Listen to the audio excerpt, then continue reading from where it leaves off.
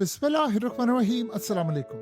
जो पागलपन इस वक्त यूएस नेवी करने के लिए जा रही है, ट्रम्प जो करवाने के लिए जा रहा है, इसने इतनी खतरनाक जंग छेड़नी है, इतनी खतरनाक जंग छेड़नी है कि आप ये जो अभी 40 दिन की जंग हुई है, आप सोचेंगे कि काश ये वाली जंग हो जाती और ये 2-4 साल 5 साल 10 साल रहती तो ये बेहतर थी। ये जो अब जंग हो रही है तो बड़ी तबाहकुन है। ये पागलपन आप देखिए क्या करने वाला। पहली मर्तबा अमेरिका की नेवी को रवाना कर दिया है, वॉरशिप्स आ रहे हैं, फौज आ गई है, सब चीजें आ गई हैं। ये करने क्या जा रहे हैं? जो ईरान का शिप आ रहा है, जो भी ईरान का ऑयल लेकर आ रहा है, अमरीकी फौजी उस पर अटैक करने वाले हैं। जो भी शिप आएगा उसके डॉक्यूमेंट्स चेक करेंगे स्टेट ऑफ हॉर्मस से। ईरान ने ब्लॉक किया हुआ है ना इस वक्त। डॉक्यूमेंट्स चेक करेंगे, डाटा चेक करेंगे और उसके बाद देखेंगे कि वो शेडो फ्लीट तो नहीं है, वो नाम बदल के ईरान का कोई तेल तो नहीं जा रहा, ईरान को कोई सप्लाई तो नहीं जा रही, या ईरान के पास कोई चीज नहीं जा रही, या उसकी कोई एक्सपोर्ट तो नहीं जा रही। अगर वो कंफर्म हो जाता है उनको, तो वो उस शिप्स को कब्जे में ले लेंगे, अमले को भी कब्जे में ले लेंगे। हो सकता है उड़ा दें उस शिप को या उसको वापस भेज दें। ये पागलपन वो करने जा रहे हैं। अब उसके बाद ईरान ने करना क्या है? सिर्फ निशाना बांधना है और उड़ा देना है इनको। ये वो पागलपन करने जा रहे हैं। आप एक बात बताएं, स्टेट ऑफ हॉर्मस में अमेरिका का काम क्या है? अमेरिका का वाटर है। अमेरिका अपने वाटर्स में जाए, 12,000 किलोमीटर दूर जाकर आपको किसी जगह पर, किसी इंटरनेशनल वाटर्स में या किसी मुल्क के पानी में, आपका काम क्या है जाने का? आपको को लेना देना क्या है? आप जाएं, अपने काम करें, जाकर अपने मुल्क के वाटर्स को देखें। लेकिन वो बैठा हुआ ना पीछे इजराइल, जो चाह रहा है जंग हो। अब हुआ क्या है? पाकिस्तान की जानिब से पॉइंट्स दिए गए हैं अमेरिका के ईरान को। वो कह रहे थे भी हम इसको रिव्यू करेंगे, हम आपको बताएंगे। अब सोचे आप जरा, ये क्या पागलपन होने जा रहा है। अगर ये सूरत हाल होगी तो रेड सी बंद हो जाएगा, फिर जो अमेरिका के शिप होंगे ये उनको पकड़ कर अगवा करेंगे। अब ये हालत होने के लिए जा रही है, एक दूसरे के शिप उड़ाने हैं और अगवा करने हैं। यानी हम ये सिनेरियो देखने के लिए जा रहे हैं कि शिप उड़ाओ, एक दूसरे के शिप को तबाह करो और फौजी उतारे। कभी भी नहीं हुआ कि ये काम हो। आपको पता है ईरान ये जो अपना तेल और ये सारा कुछ भेजता है, वो कैसे भेजता है? मोस्टली ईरान के नहीं होते, वो नाम बदल के जाते हैं, डॉक्यूमेंट्स जाली बनवाए होते हैं, दूसरे होते हैं, या कोई लट से मलेशिया का किया है या चाइना का या इंडोनेशिया का, इस तरह करके जाते हैं। उनके साथ सेटिंग होती है क्योंकि आपने पाबंदियां लगाई हुई हैं सारी चीजों पर, तो ये तो काम होगा। अमेरिका देखिए, पहले अमेरिका स्मगलिंग का माल लेता था, तेल चीजें, वो धड़ल्ले से कहता है मैं सदर उठा लूंगा, वेनेजुएला का मैं तेल ले लूंगा, मैं ईरान का तेल गैस। ये पागलपन होने जा रहा। उधर ईरान क्या कर रहा है? ईरान ने अब ये ऐलान किया, ये बड़ी तबाही होने के लिए जा रही है, बहुत ज्यादा तबाही होने जा रही है। ईरान ने अब ये ऐलान किया है कि अब हम ऐसा काम करने जा रहे हैं जो हमने आज से पहले नहीं किया। वो कह रहे हैं अब हम जो अटैक करेंगे, अब हम जो मिसाइल इस्तेमाल करने जा रहे हैं, वो मिसाइल हैं जो हमने ये पिछले 30 दिनों में बनाए हैं जंग के दौरान। और उनको क्या सामने रखकर बनाया है? उनको अमेरिका के डिफेंस सिस्टम की वीकनेस, ईरान की पावर, ज्यादा तबाही, ये पॉइंट सामने रखकर बनाया। यानी इस दफा उन्होंने ऐलान किया है ईरान ने कि अब जो जंग छिड़ेगी वो ग्लोबल होगी। पहले कहा था खित्ते की जंग होगी, आयतुल्लाह अली खामनेई ने कहा था खित्ते की जंग होगी, अब उन्होंने कहा ग्लोबली जंग होगी। देखिए, जंग अगर कल शुरू हो तो ईरान ने कहा है कि हम वो मिसाइल मारेंगे जिन पर अप्रैल और मई 2026 की तारीखें होंगी। यानी जो इस वक्त भी ये संभल हो रहे हैं और जंग के दौरान भी तैयार हो रहे थे, यानी शदीद तरीन जंग के दौरान भी ईरान मिसाइलों की प्रोडक्शन जारी रखे हुए था।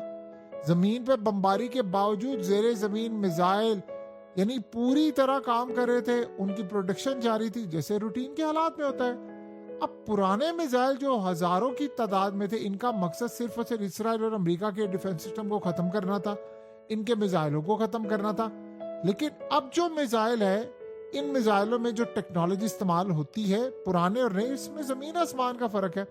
जो आज वो मिसाइल मारे हैं, आपने एक चीज गौर की होगी, 2-4 चीजें। स्टार्ट के अंदर ईरान ने जो मिसाइल मारे थे वो तो उसमें कुछ ऐसे भी थे जो बड़ी तबाही की, लेकिन कुछ ऐसे थे जो इंटरसेप्ट हो जाते थे। अब वो क्या चाह रहे थे, वो पुराने मिसाइलों की खेप थी, हम मार रहे हैं आप मारते जाए ताकि आपके मिसाइल खत्म हो, हमारे ड्रोन आएंगे आपके मिसाइल खत्म हो। फिर आपने एक चीज देखी कि जैसी पहली खेप खत्म हुई, अमेरिका इन सबके पास मिसाइल कम हो गए, ईरान ने ऐसे मिसाइल मारने शुरू किए, वो दो मारते थे दोनों हिट हो जाते थे। फिर आपको ये याद होगा, फिर उसके बाद उन्होंने ऐसे मिसाइल मारे जो सीधा रेडार पर लगे, रेडार को उड़ा दिया, डिफेंस सिस्टम को उड़ा दिया, बहरी बेड़े को हिट किया अमेरिका के। फिर F-35 हिट किए, फिर उसके बाद जहाज उड़ा, सारा कुछ। वो अगली से अगली खेप, अब वो जो खेप आ रही है, अब जो आ रही है वो बड़ी खतरनाक है। जो 15 दिन की चीज फायर हुई, आपको अंदाजा नहीं ईरान को कितना फायदा हुआ। 15 दिन ये लगा ले, 40 दिन की जंग, तकरीबन 55 दिन में जो ईरान ने अब मिसाइल बनाए हैं, उसकी टेक्नोलॉजी आप उसका तस्वुर नहीं कर सकते।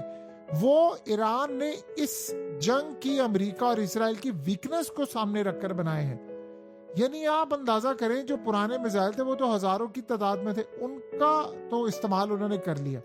इन मिसाइलों में जो टेक्नोलॉजी इस्तेमाल की गई थी वो आज की टेक्नोलॉजी के हिसाब से आउटडेटेड थी। अब इसके बावजूद वो मिसाइल इतनी बड़ी तादाद में लॉन्च किए गए, उन्होंने ओवरवेलमिंग के जरिए निशानों पर जाकर हिट किया। इस दौरान मुखालिफ मुल्कों के दिफाई जखायर खाली पड़ गए। अब ईरान अगली जंग में, अगले फेज में दाखिल होने से कबल सीजफायर पे चला गया। अब वो टेक्नोलॉजी जो ज्यादा एडवांस थी, उसको अब तक ईरान ने टच ही नहीं किया था। एडवांस टेक्नोलॉजी का असल में मतलब ये होता है, दरअसल क्या है, ऐसे जदीद मिसाइल जिनके सेंसर्स जदीद हो, जिनका नेविगेशन सिस्टम बेहतर हो, जिनकी रफ्तार पहले मिसाइलों से ज्यादा हो, सबसे बढ़कर जिनमें तबाही फैलाने की जो सलाहियत है वो पिछले मिसाइलों से कम से कम 50 गुना ज्यादा होगी। वो मिसाइल तादाद ज्यादा होने की वजह से सबको रोकना नामुमकिन नहीं था। सो ये मिसाइल रफ्तार, यानी आप समझ लें कि इस वक्त इतनी ज्यादा होगी, नेविगेशन की सलाहियत बेहतर होने की वजह से इसको तो रोकना नामुमकिन नहीं। तो इसका मतलब ये है कि मौजूदा जंग में जो इंफ्रास्ट्रक्चर डैमेज हुआ है ईरान का, वो तो हुआ है, मगर इनके मिसाइल बनाने की जो सलाहियत है, फैक्ट्रियां, मटेरियल डैमेज नहीं हुआ। वो अमेरिका जितना मर्जी करता रहा, यही वो चीज थी असल में जो पहले दिन से तय थी कि अमेरिका और इजराइल जाएंगे, ईरान की प्रोडक्शन को तबाह करेंगे, वो मिसाइल नहीं बना पाएगा। ऐसी बहुत सारी चीजें थी जो डिस्कस हुई थी। जब ट्रम्प से पूछा गया जनरल डेनकैन ने कि आप स्टेट ऑफ आर्मर्स ये क्लोज करेंगे, आप ये काम ना कीजिएगा, तो उस वक्त उसने क्या कहा था? उसने कहा था इसकी नौबत ही नहीं आएगी, ईरान मिसाइल चला ही नहीं पाएगा, रिजीम चेंज हो जाएगा, ये उसने कहा था। और बाद में रिपोर्ट हुआ।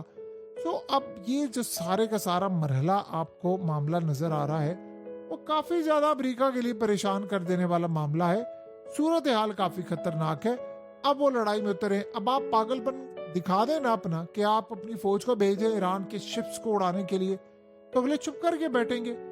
ईरान इतनी तबाही करेगा, बार बार आपने एक पॉइंट मिस नहीं करना। हकीकत टीवी आपको हमेशा तवज्जो इस पॉइंट की तरफ दिलाता है। आप ये सोचें, अमेरिका की इतनी तबाही हो रही है, गल्फ कंट्रीज में अड्डे तबाह हो गए हैं, उनकी तबाही हुई है, इजराइल की इतनी तबाही हुई है, उसके बावजूद आपके पास कोई हिकमत नहीं है ईरान को हराने की। आपका रिजीम चेंज फेल हो गया है, आपके मिसाइल फेल हो गया, अब तो आपके F-35 हिट हो रहे हैं, F-16, F-18 सब कुछ। फिर क्या ऐसी सूरत हाल है कि इसराइल पुश पर पुश करते जा रहा है जंग? वो यही चाहता है। वो चाहता है अमेरिका के वॉरशिप तबाह हो, वो चाहता है अमेरिका के एयरक्राफ्ट कैरियर तबाह हो। क्यों? वो चाहता है अमेरिका चला जाए बंद गली में, बंद गली में चला जाए, उसके पास एक लास्ट ऑप्शन हो, वो एटमी हमले की हो। इसराइल वहां तक अमेरिका को लाना चाहता है, यह है उसका प्लान। वो इस प्लान और इस पॉइंट पर लाना चाहता है ताकि हमें यहां पर जाकर जो तबाही करने का मौका मिले, वहां से हम बड़ी तबाही करें।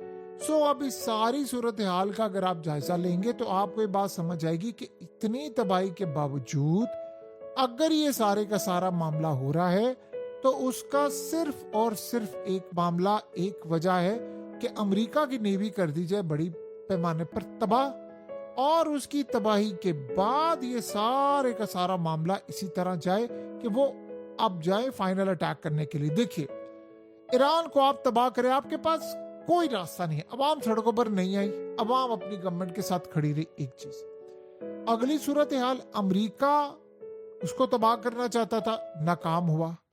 अब अमेरिका की तबाही होगी, मिसाइल उनके पास हैं, ड्रोन्स उनके पास हैं, तो आपने कैसे उसको तबाह करना है? ये आपके पास रास्ता क्या बचता है?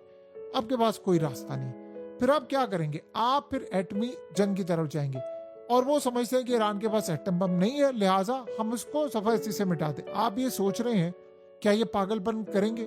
क्या अमेरिका ने पहले पागलपन नहीं किया? क्या इजराइल अब ये पागलपन नहीं करवाएगा? उसको दुनिया की परवाह नहीं है, वो करवा सकता है। तो ये पागलपन हो जाएगा, ये पागलपन किसी वक्त हो जाएगा, ये इजराइल समझता है। बहरहाल अब ये जो लड़ाई अब ये लड़ेंगे, ये बड़ी तबाहकुन होगी अमेरिका के लिए भी।